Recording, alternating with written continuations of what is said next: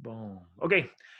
Here we go, you guys. Super excited for today. We're going to talk about the Majesty of Calmness. And this one's actually going to be unique and different. One of my all-time favorite books. I read this years ago, and I want to share it with you. It's fun. I keep getting almost, every other day I get requests for books. What books? Give me some book recommendations. And then I give out, now I have a huge list of book recommendations I finally made. And then people are like, oh, your list is so huge. Like, can you give me some, like, somebody suggested just recently I do like a book vlog where I make videos about the books I've read. And so we're going to do a little bit of that today. But you can see I got something on my nose here. I got to tell a little story. I led a backpacking trip into North Carolina. It was heavenly. And we got up there and played just the funnest games. We played a game of capture the flag in the woods, and it was a blast. I ended up taking a big branch right in the face. So I'm still healing up. I don't have something on my nose. I got a scab there. But life is good, you guys. Life is good. All of you watching the recording, or you jump in here, like, I hope you're taking time to just really enjoy life. And if you're at a spot right now where you're not enjoying your life, I want to invite you to just pause and ask yourself, like, what can you do? What can you do to choose excitement and joy and goodness, just to let life be awesome, right? Because isn't it easy? And I know this talking to you and going out and speaking to so many people, and I felt it myself. It's easy to get into the grind of life.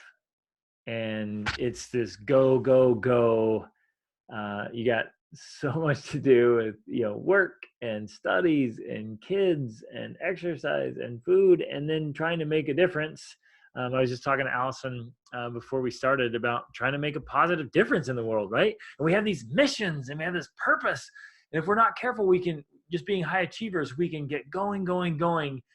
And there's so much going on that we forget to just be. Like I heard a guy one time say, hey, remember, we're not human doings, we're human beings. And we got to make some time to be. I love that. Love that idea. So here we go. Are you ready? Are you excited? This format's going to be a little bit different. I'm actually going to read. I'll read these concepts from this great book. And I highly, highly, highly recommend this. It's called The Majesty of Calmness by William George Jordan. And this is up there with like one of my favorite books called As a Man Thinketh by James Allen that I've read easily over 50 times. Just a phenomenal book. And I reread it often. This one's up there. It's that good. It is that good. And I love it. So he starts out saying, you guys, that calmness is one of the rarest qualities in human life. So let's do this. I know I've done this before with you, and I love to do it when I go out and speak. Let me ask, what emotion, and you guys can throw this in the chat box too and share, and I'll share some of the things that have been shared with me before. What emotion do you feel most of the time? What's your predominant emotion? Just take your average week. And you throw it in the chat box there and we share. What's your predominant emotion? What do you feel most of the time?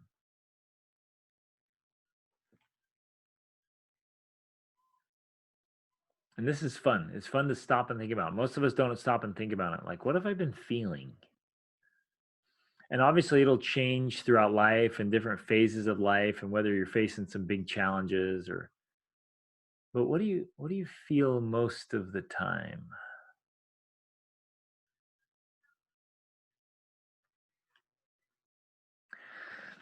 And I'll share. It's interesting. I get the occasional, like, yeah, I feel joyful, I feel happy, I feel peaceful, I feel good. More often than not, the most common answer I get is something about feeling stressed or bothered or frustrated. Isn't that interesting? Like those are the most common ones I get. Bothered, frustrated, stressed, right? So in the chat here, Used to be annoyed. I've been working on this lately though, and I think it's feeling now. Okay, thank you, great insight. Feeling behind, right? Like we feel like we're behind, like we're just constantly trying to catch up. Isn't that interesting? Like we feel like we're just hustling and hustling, hustling, always trying to catch up. I love that. Thanks. That's a great insight there. A regular answer I hear is, I just feel like I'm not enough, right? Just this constant feeling of being inadequate, right? That's another common feeling is just feeling inadequate. Another one says, I check every morning. Nice. That is awesome and rare. Like just have that awareness of just, and you guys, this is one of the biggest suggestions I want to give you today. In fact, you know what? I would say if you don't get anything else from today's training, just pause every day and just take a quick evaluation. How am I feeling? That one thing can totally transform the way you do life. Just pausing and saying, hey, how am I doing? How am I feeling? And then make some adjustments. And I'll give you some tools to do that today. And generally, let's see, in the chat, a combo of happiness and frustration, anxiety. Yep. Lots of, oh, nice. And the 28-day challenge helps with that, right? Because you check that evaluation, especially because in the 28-day challenge, we challenge you guys to choose an emotion each day. That's where it began. I chose an emotion, but I also checked what was going on. And I saw that through time, my emotions were more positive than what they were in the beginning. That something about that checking your emotion on a daily basis makes things better. Boom. Thank you. Oh, you said that so well. That's literally what I was talking about a minute ago. Like, if you don't do anything else, do what she just said, because it does. Just pausing to check. It just generally says, well, why don't I feel better? I'm going to feel better. And it's just, it makes it more enjoyable and more pleasant. I love that. Interesting also, the mention of the fears and anxieties. Man, we can work ourselves into fear and anxiety pretty easy. And it's part of the human journey to feel depressed sometimes and to feel anxious sometimes. But if that becomes real consistent, man, we can work with that and move it so we're feeling good. Okay, so back in the book, he said calmness is the rarest quality in human life. And he says calmness isn't like stillness. It's not like you're numb and dead. That's not calm, right? Sometimes they think, oh, I'm not feeling anything. I'm just bleh. He's like, that's not calmness, right? It's being it's being centered. I was going to say self-centered, but self-centered has a negative connotation. It's being centered in yourself. It's having a singleness of purpose. It's having confidence. It's having clarity, having control, right? Ready to meet any crisis. That's calmness.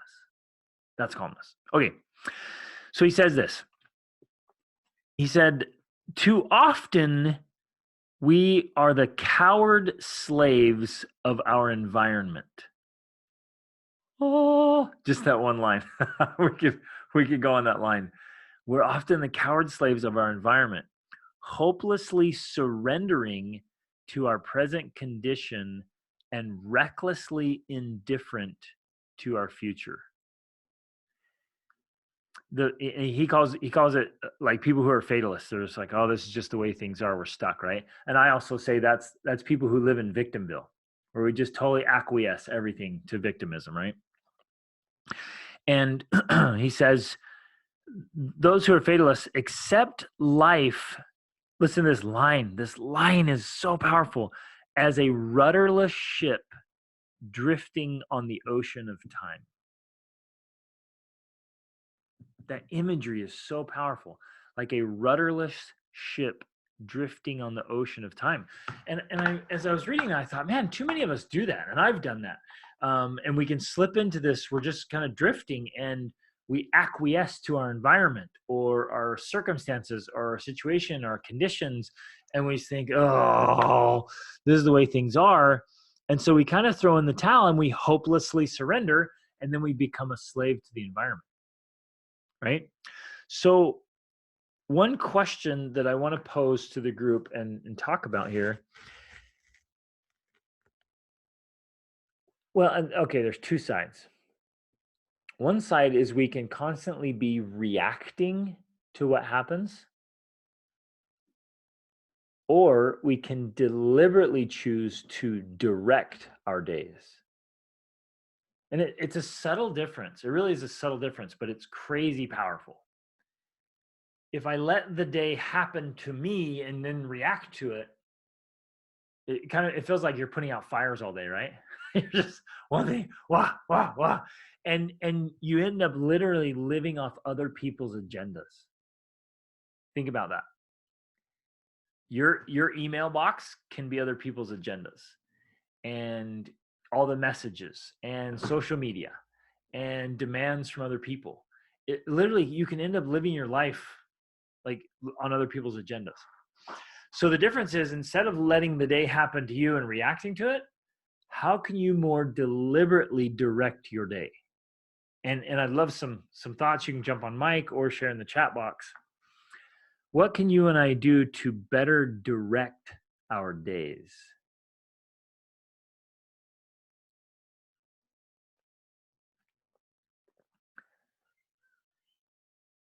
What can you and I do to better direct our days?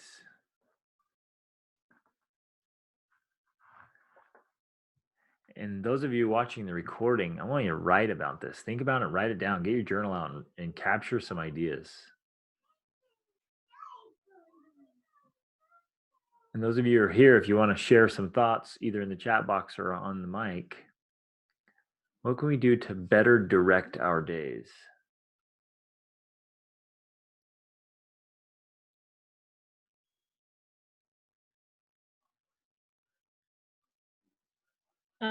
One thing I do is, so I have a toddler, so not a whole lot gets done when he's awake. So I write out what I'm going to do before he wakes up, and I write out what I'm going to do during his nap, and then try and do whatever else throughout the day when he's awake. But I just make sure my important things are in the morning and during his nap. Fantastic. That's a perfect example. And isn't it a perfect example that toddlers are like other people's agenda for you? Like, yeah. Especially when they're little and you're all their center of attention. Holy guacamole. Just side reference, if you have more children, it gets easier. Are you sure? Because I don't know how anyone has more than one kid. I'm still not sure. Yeah, here's why. Because that's the hardest. Because that cute little kid wakes up and you are his full world. And so everything's about you. When they have older siblings, they all turn and go, oh, there's someone else. And they go to them. So like having older kids and younger toddlers, way easier than the first ones. The first ones are like all about you. And that is a perfect example of living other people's agenda. So you're right. Like when he's up, like, boom, that's the world. And that's a good thing. It really is a wonderful thing. And I love that. So your suggestion is, look, carve out a space and time where I know it's mine and I can work on my most important things. And man, I'm just going to load you guys up with book suggestions today. This will just be one of those fun bibliotherapy sessions. There's a book called The One Thing. Right here. It's in my business Bible section. The One Thing by Gary Keller. Excellent read. And his whole thing is to identify what it is that's the most important thing you can work on. Like, what would make the biggest difference in helping you move toward your goals and objectives? And it might be a business goal, it might be a family goal, it might be a health goal, whatever it is. Like, what's the biggest thing that'll move the needle in your favor? And that's your one thing. And then you prioritize it. And so then, like what was just said, you carve out a space, like in little blocks and batches of time, where when you have time, you work on the most important things. Like, and if you don't get to the other stuff, that's okay. Work on the most important things, the things that'll move the needle. And that's part of the majesty of calmness, of like directing your day So when you do have time to work, you work on things that matter. Big one there. Okay. Excuse me. What else can we do to better direct our days?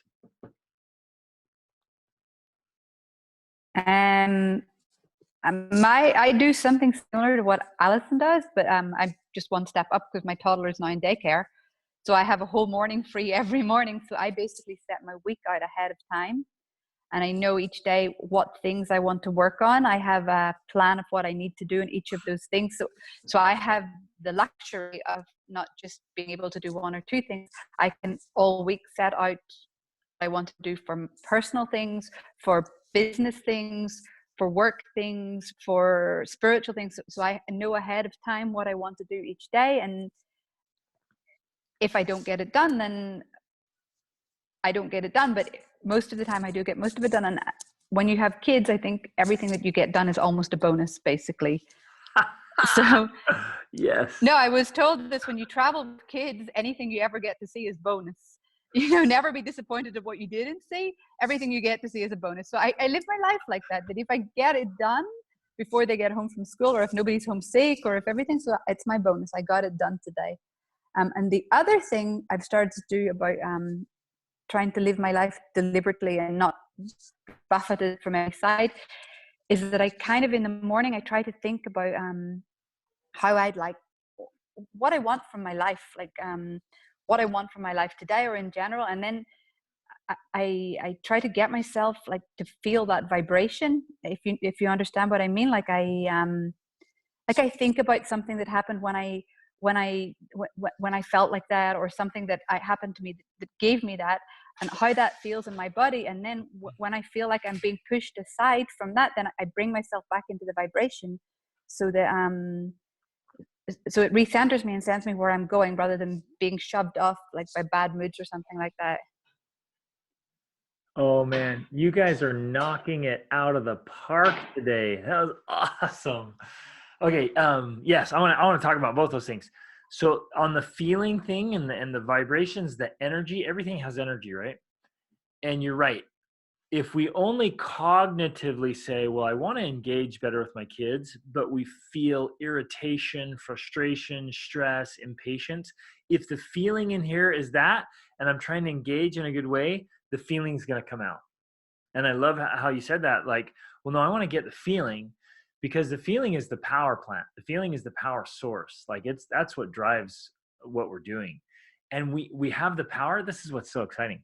We have the power to direct those feelings as well. So again, the majesty of calmness, it's going to be calmness mentally and definitely emotionally. And we get aligned, and you use the word centered, right?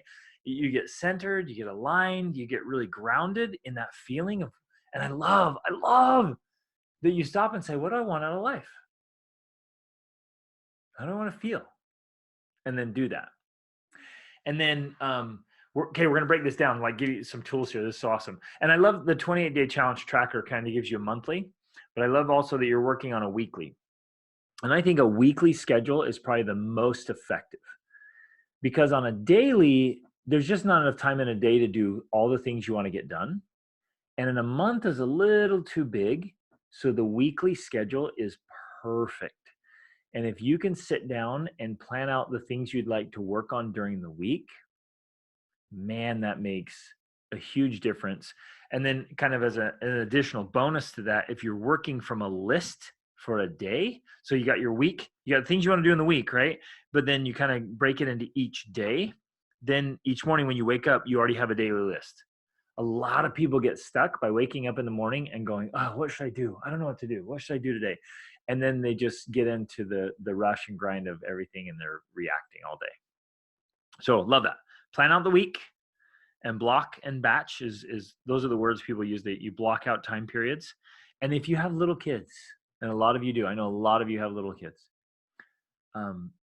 you can even be more strategic about getting other people to help out.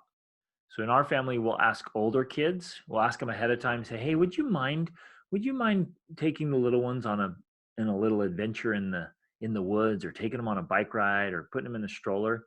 Take them for a couple hours so that we can have uninterrupted block of time to get some work done. Works like a champ. Or Rachel will ask me, hey, can you have the kids for a few hours? Can you take them away somewhere, or can I go away so I can have a block of time where I can just go after some things I need to get done?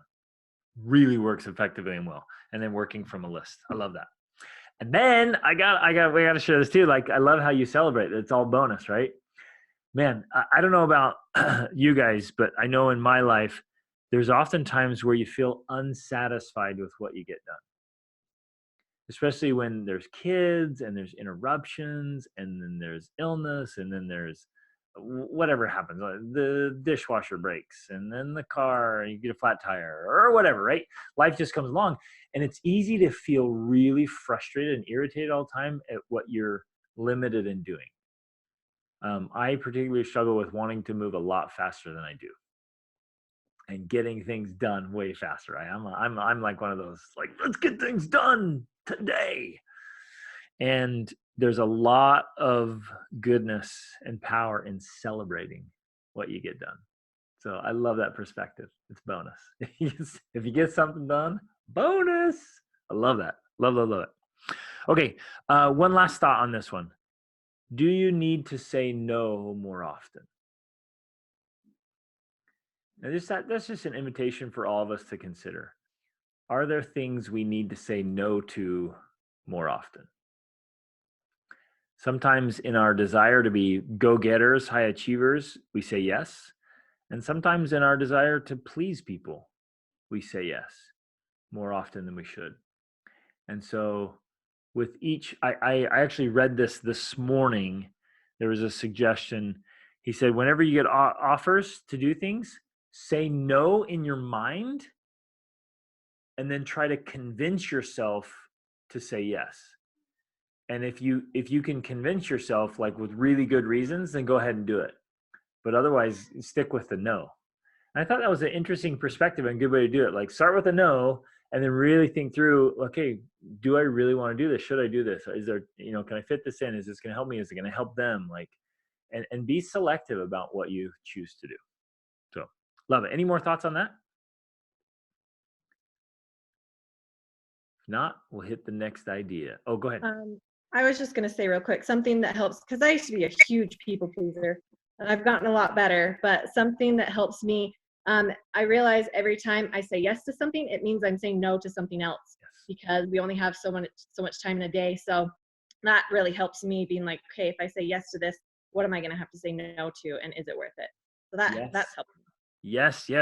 I love that. See it? Yeah. Value your time.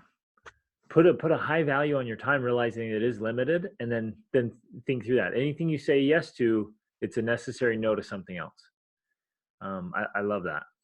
I love that. And again, this is all about the majesty of calmness. It's being clear about what you're doing and why, not feeling rushed, not feeling stressed, not feeling all these other demands, just calmly going about, doing the things you want to do and need to do, and doing them with some urgency, with some greatness, but like in control instead of out of control, right? You don't want to ever feel out of control. I feel like I want to share an image that helped me years ago. Maybe this will help some of you. It was Brian Tracy. He said, I want you to see your day as a trough, and there's pigs coming in to eat at the trough. He says, you got 24 hours. You can't make your trough any bigger. And you can only fit so many pigs at the trough, and they're all trying to take up time, and they're all trying to take up space. And he said, you've got, different little pigs. Some of them are bigger than the others. They're all trying to fight for time. And he says, if one comes in, it forces another one out. So really exactly what you were just saying. If one comes in, it forces another one out. And then I took that imagery and I was like, oh man, yes. And some of us have this gigantic boar taking up half the trough, right? And it's consuming all this space at the trough of our day, and we need to slim that guy down. It's got to get that cut back, or send him to the slaughterhouse, because there's just too much space. And as I go out and I speak often, well, let me ask you too. Do you have a big old pig at your trough that's consuming most of your day, and that's not serving? For some of you, it's like being with your children. That's the most wonderful thing. That's fantastic. Love it, right? If you're sitting there listening to this or you're watching the recording and you're like, yeah, I've got a gigantic pig named Netflix that's I binge watch every weekend, right? That one needs to go, right? Or really be cut back. So it's a little piglet or something. But look at what's consuming. What is it consuming your day?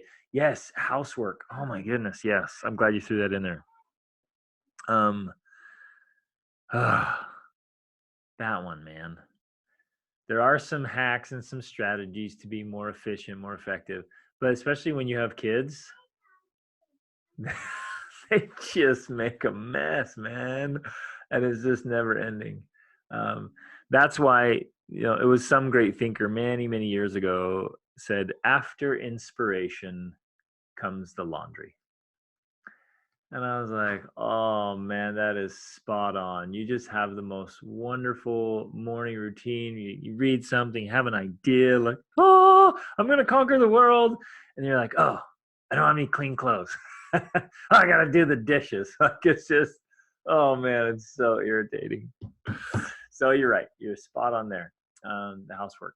But one little trick that we've done, and our kids do it too, is when we're doing housework, we throw on audiobooks. And so at least we can be, or you can think about something. You can pick a topic, you can think about something, get some inspiration, capitalize on it, something like that, or make it fun. We'll even throw in some music, and we'll do a 10-minute dance party while we're cleaning up. Some fun music in the house. Everybody cleans up and just knock it out. Okay, here we go. Next idea. For those of you still joining us, we're reading and discussing the book, The Majesty of Calmness by William George Jordan. So here's the next thing he said. The calm man is ever ready and prepared for the storms.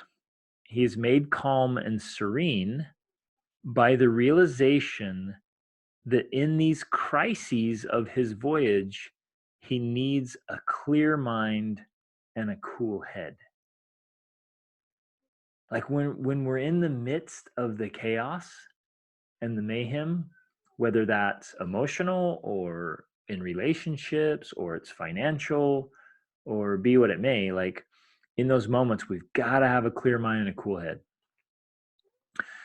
And that he has not to do, but to do each day the best he can by the light he has. Oh, I love that line. To do each day the best, and I'm gonna throw in some she's here. Do each day the best she can by the light she has, and she will never flinch nor falter for a moment.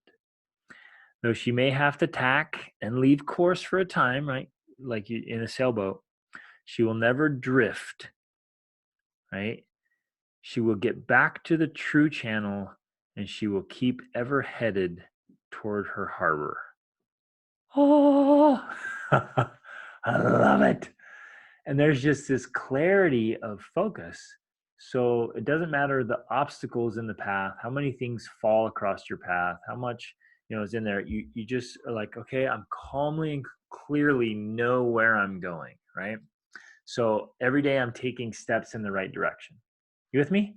Like that sense of, that calm sense of assurance of like, yeah, I didn't make much ground this week because of everything that happened, but I'm still facing the right direction.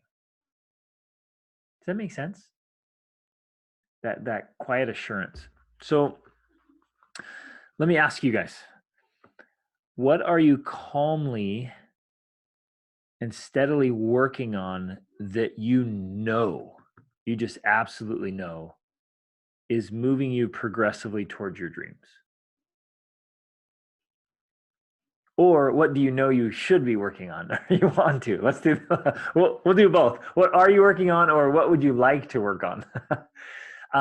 Just to have that knowing, because this is part of the Majesty of Calmness, is that clarity of like, I know which direction I'm heading. I can't think of anything more unsettling than not having a direction. at least for me. So again, you can throw it on the chat box. You can turn on your mic. What are you working on, or what would you like to work on that just is a calm, steady, progressive movement towards your dreams and goals or objectives?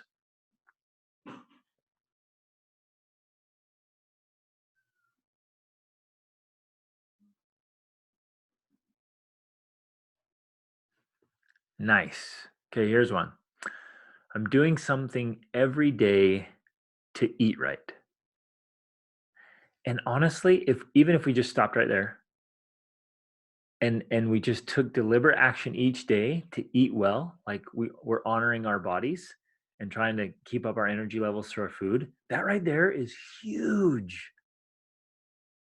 Huge. Because we just tank our own energy when we're just eating junk.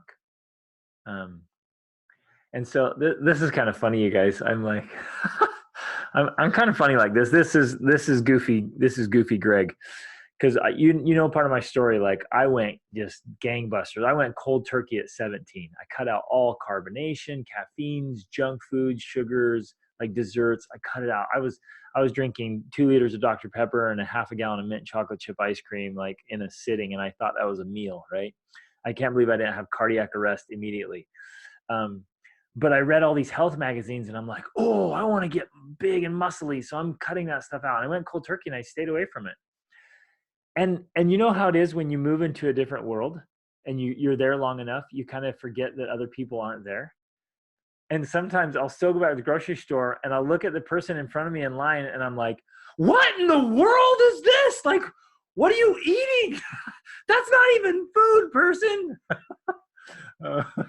And I'm like blown away, like, how could you even put that in your cart? What's wrong with you? Don't you know? And it's funny. I have this little mind explosion, not judgmental or mean, but like, what? You don't know? And I literally remember one morning, it was so funny. It was like 6 a.m. I went out for this long run.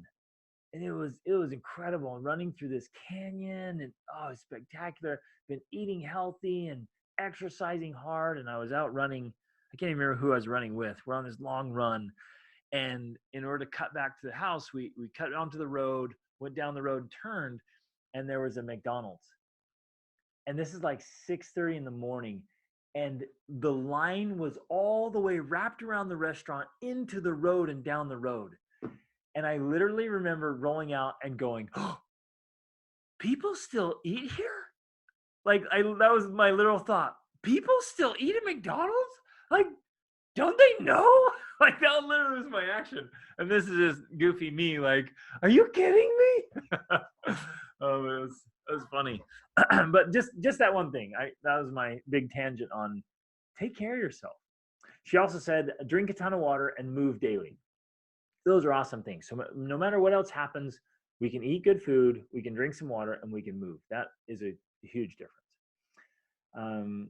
She says, I need to spend more time working on actually starting to make money.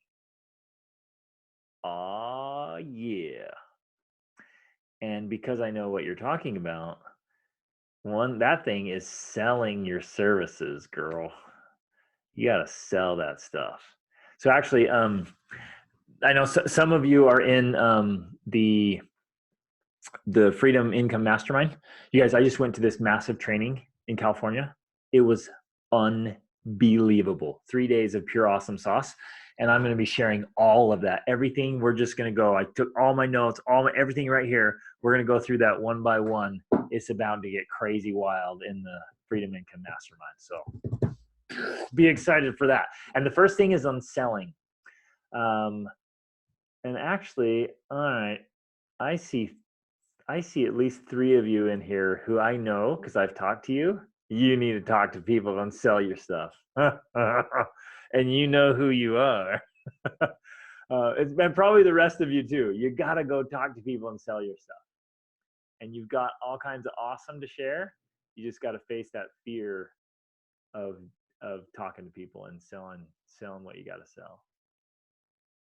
I know who you, I can see your smiles. I know you know I'm talking to you. Got to get it out there. Okay, another one is I give my spirituality space daily because I feel like that's what keeps me centered and helps me know where I should go next. That is beautiful. That is beautiful. I just read, well, I won't grab it. I just was leading this discussion from the book Man's Search for Meaning. Have you guys read that one? With Viktor Frankl in the concentration camps? One of my favorite books. I've reread that years and years and years now. I love that book. He actually said that same thing. He said, even in a place in a concentration camp where we were physically and mentally just being tortured and exhausted, he said there was still room for spiritual growth. Wow, right? And so I love that. I love that you give space daily for spirituality because it helps us stay centered and focused. I love that. That's a powerful thing right there in the Majesty of Calmness. Love it. Okay, so yeah, I need to find my service. You've got your service. Man, you keep doubting yourself. You got two. Every time I talk to you, I know what your service is. How come I know what it is and you don't? I think you keep doubting yourself. Oh man, yep. It's got to get it out there. Got to get it out there. And you're seconding. Oh, come on, you guys know. You know what we're going to talk about? Okay, we're going to do this. When we do that mastermind, we're going to talk about having that confidence and that assurance of like, in fact, I'll just share it right here. I'll give you a little teaser. Do you know, and I'll throw this out, and this actually applies to anything. Do you know that you have knowledge or skills that can help other people? Do you know that? This is when you all nod your head and like thumbs up. Yeah, exactly. There you go. Because come on, man, you guys are killing me. Like I've talked to you all, and you're like, you have something awesome to share. I know you do. It's just that fear of like, I don't know. Who am I, right? It's the who am I? I'm not that great. It's this fear and doubt. But I know you have something wonderful to share. And so here's this little teaser. If we have something wonderful that can help other people or help our planet, as some of you are going to do, if you know you have something to help people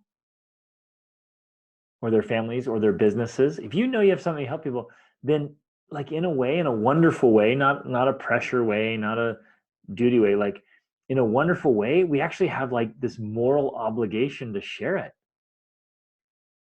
Right? In a positive way, not a guilt trip way, but like I have something good that can help people. It's almost like this in your heart. You're like, I have to share this. Like I have to, because it's good. You with me? I wish, like, if we were in a room together, which we need to do sometime, I would have you all like stand on your chairs and shout. Just yes, right? Yeah.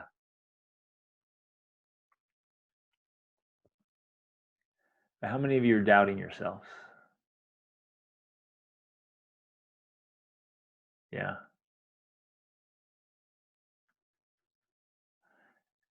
Yeah. Hashtag all of you and me.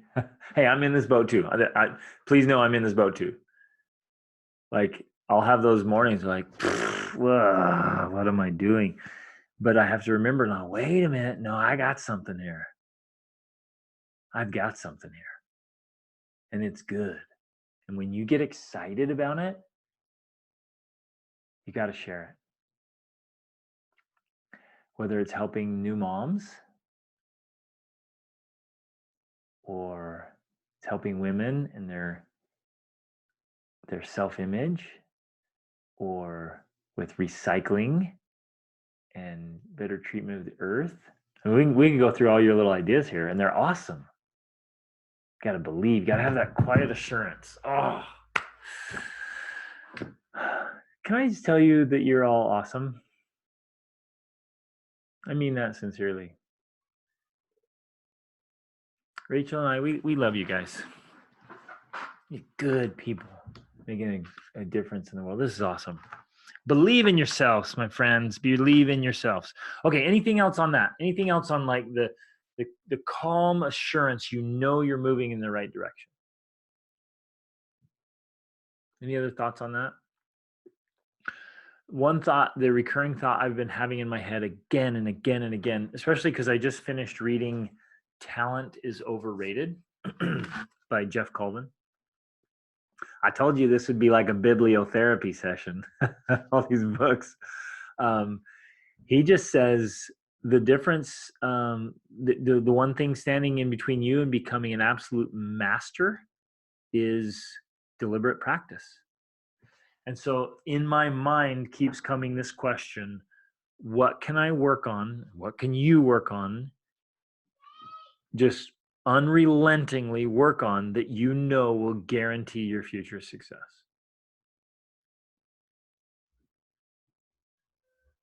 What is that thing?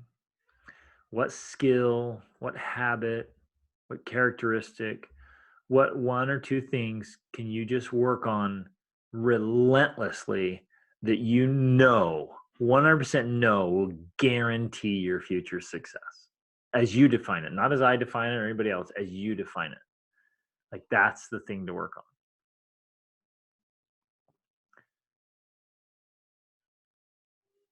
That's the thing to work on. Ooh, nice. Okay, so in the chat box says self-confidence. Okay, which begs the question, would things be different if you were 10 times more confident than you are right now?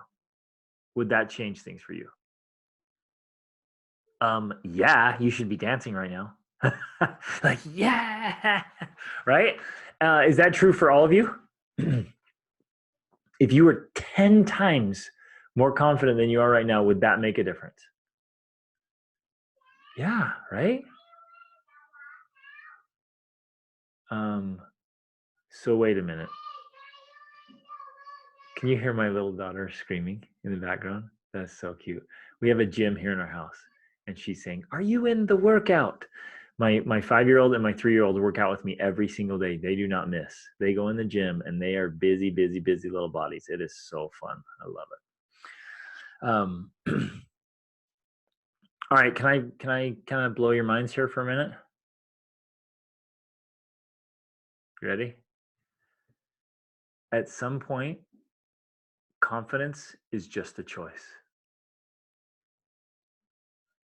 It's literally not contingent on anything else but you deciding to be confident. And in your mind, you're like, but wait a minute, I'm not this or that, and I don't have this or that. And like we can come up with all these ideas of why not to be, or we can just choose confidence. And here's the magic of that. When you believe in yourself, others will too.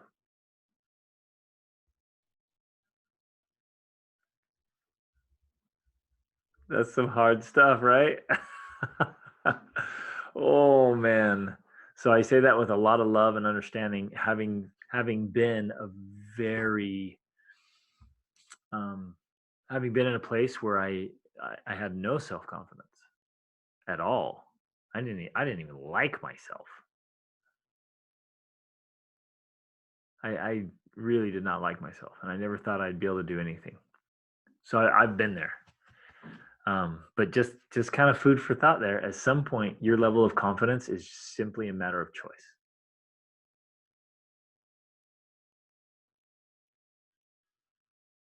Who wants some more confidence? Who's going to choose it? You're like, I don't know. I love you guys. You're the best. Okay, let's hit a couple more things here. I love this stuff.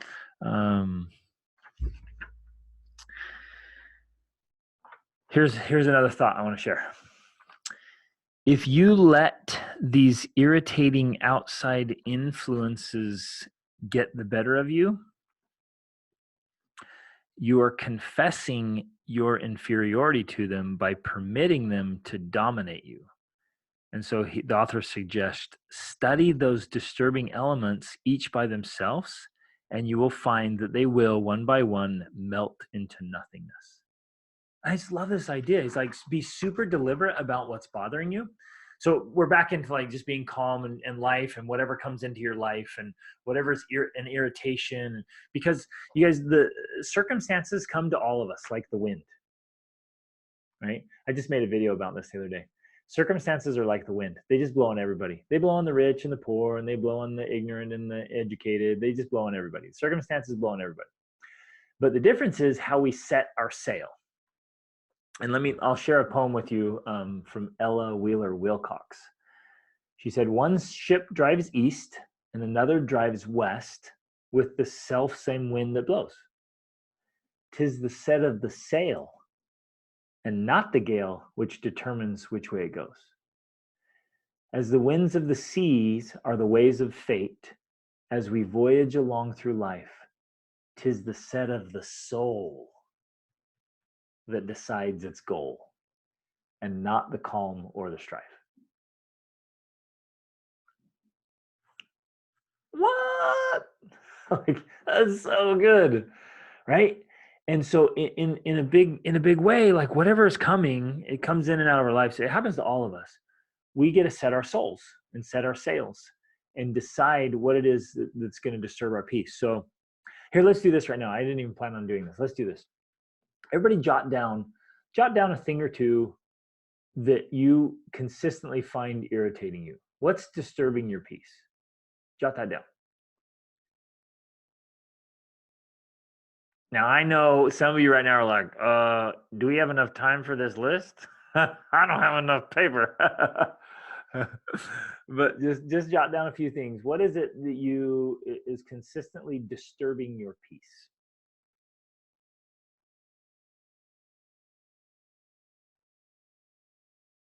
And share a few of them in the chat if you don't mind, or on mic, either way, if you're willing to share.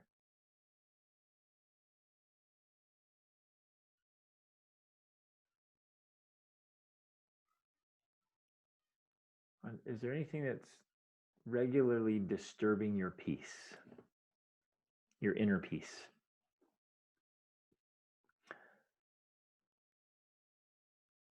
We know there's some little things disturbing the peace in your house.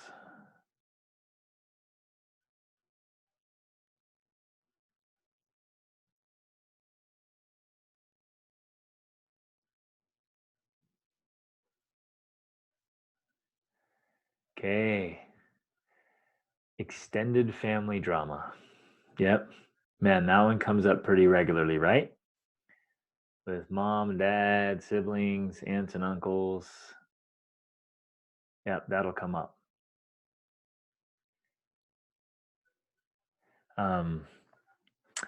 It can be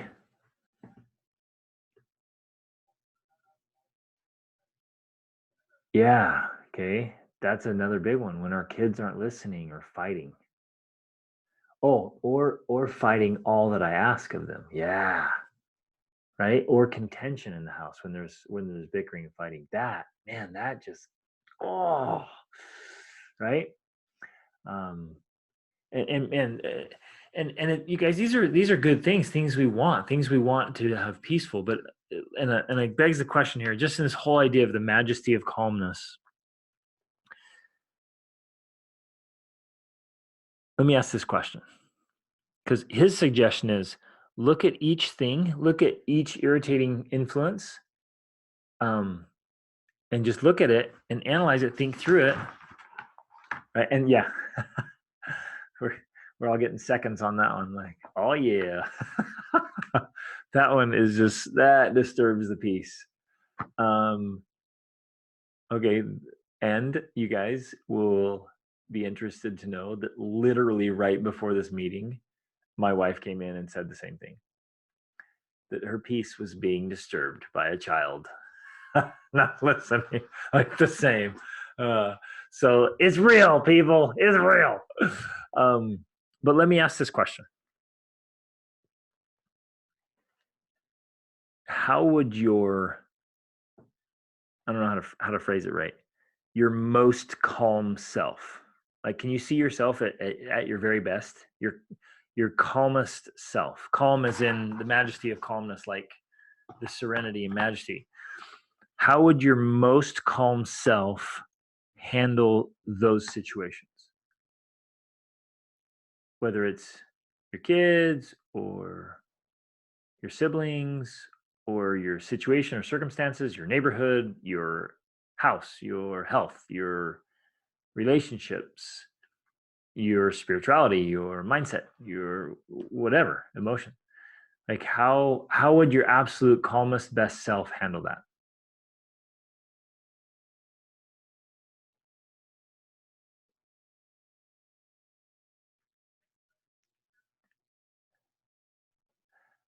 I don't know if I should leave that rhetorical or like wait till you answer. Because I know you have an answer. If you were just at your best majesty of calmness self, how would you handle it?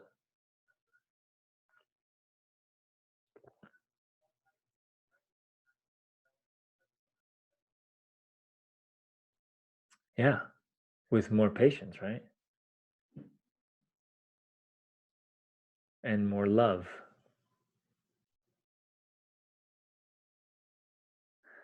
And it's interesting. I don't know about you guys, but every time I've let those things bother me, it really doesn't help me solve the problem.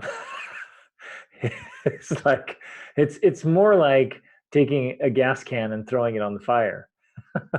Oh yeah, take this. Oh, that didn't work, right? It's like, oh man, it's that idea of collusion. We actually aggravate it, and we end up creating the very thing we're trying to avoid. Yeah, so we all know that. Like, if our most calm self were to handle that situation, it would be with more patience and more love. And that's super easy to say right now in this conversation, not so easy in the moment. So here's my suggestion. Ooh, nice. Okay, and then another suggestion came in is to read about it, learn how to better handle the situation from reading. I love that. That's literally the definition of bibliotherapy, getting help and suggestions from reading great stuff about how to do it. So on that note, yeah, I've told you guys I'll give a list of books here. Have you all read The Anatomy of Peace? I know Rachel and I suggest that all the time. Read The Anatomy of Peace. That right there will help with siblings, with parents, with kids that don't listen. I mean, on and on and on. Like, do that thing. Ooh, I got another suggestion. You want another suggestion? Not a book. I'm just going to tell you one little thing to look up. Yeah, it's so good. That book's helped me a lot too. Look up if you ever have your kids and you're in this kind of, you feel like you're in a little cycle with your kids. This is especially true with those of you who have older kids. Just after this meeting, just search drama triangle. Just search the drama triangle. Okay. I go through it. I go through a whole training in my parent mentor course, teaching about the drama triangle. But we get stuck in these patterns where we take on a role and it ends up being the same all the time. And then it stays, and it becomes perpetual. So learn about the drama triangle. I should do another training on it because that thing is so good and it helps. It's a simple tool that helps eliminate a lot of the frustration with kids.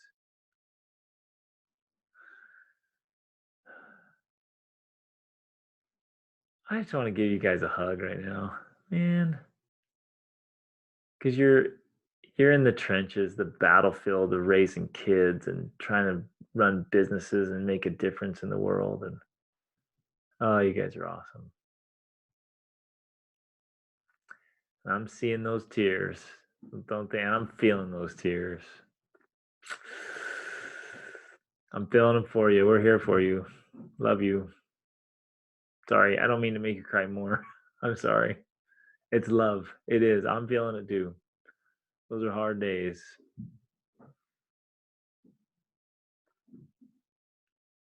Man, I'm gonna start crying, then we're all gonna start crying. It's good. Get a good cry out sometimes.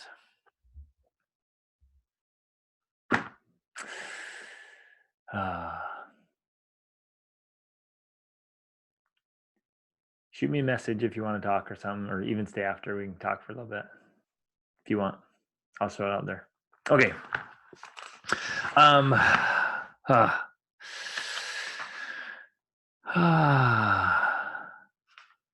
One last thing to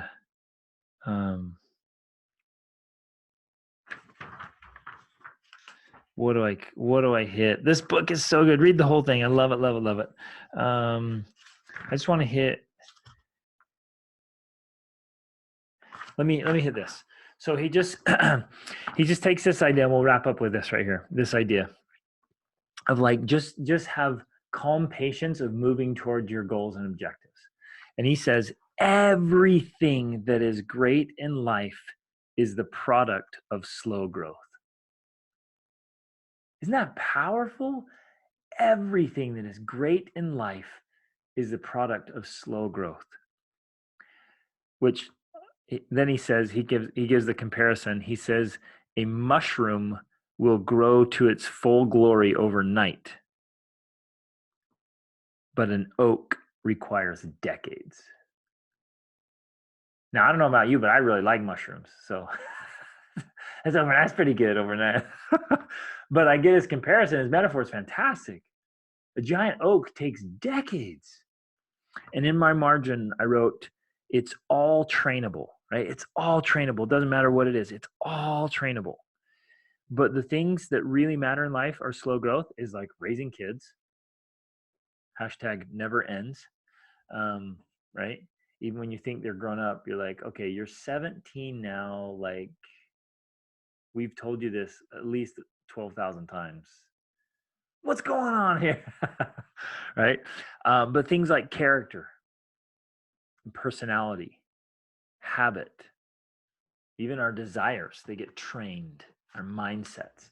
This is all just good, slow growth stuff. And so he says, hurry is the scourge of America. So I guess, Allison, since you live in Israel, maybe that's not a scourge over there. I was everywhere, right? I don't know why he just targeted America. Other people hurry too. No, but he actually points out there are other cultures, you guys, that are really slow cultures, and they're laid back. And there's pros and cons to all, but man, I love being in the laid back cultures where they're like, hey, let's enjoy life and not just always be in a rush for everything. I love those cultures. Until I need something done, then I'm like, could you hurry up over here a little bit? Like, come on, you got to get something done. All right. Love it. This is like this idea of being super calm and centered mentally and emotionally and spiritually, and just moving progressively forward, not worried about the how and the when, just knowing, look, I'm taking steps in the right direction and I'm going to get to my port. I know where I'm going. I have a destination. I will get there. Not exactly sure how, but I will get there. And so I'm going to calmly move in the right direction until I get there. Right? And we can choose that and practice it. It is a skill that can be developed and practiced. So let's keep striving, keep moving, not feeling bad for where we're at, celebrate where we're at, enjoy, like Allison said, the bonuses. Enjoy all the bonuses that come. Is anything extra you get done when you're raising kids is like bonus. Enjoy the bonuses. Enjoy the good moments. Actually, even enjoy the tough ones. And just strive to be our calm, centered best selves. Like moving forward. So we can actually get to a point where we can handle anything. And a challenge pops up and we're like, bring it on. I'm so ready for you. Right? And we can handle it with clear heads and cool minds. Make it happen. Okay. Love you guys. You're the best. Keep engaging in the Facebook group. We're going to throw videos and trainings in there, and we're ready to wrap this thing up and turn it on and get going. This is fun. It's fun and exciting to engage in the most important work there is, which is working on ourselves. the most important work there is, to work on ourselves, get things done, make things happen. Okay. Love you guys. Thanks for your comments and suggestions. Thanks for being awesome people. And as always, reach upward.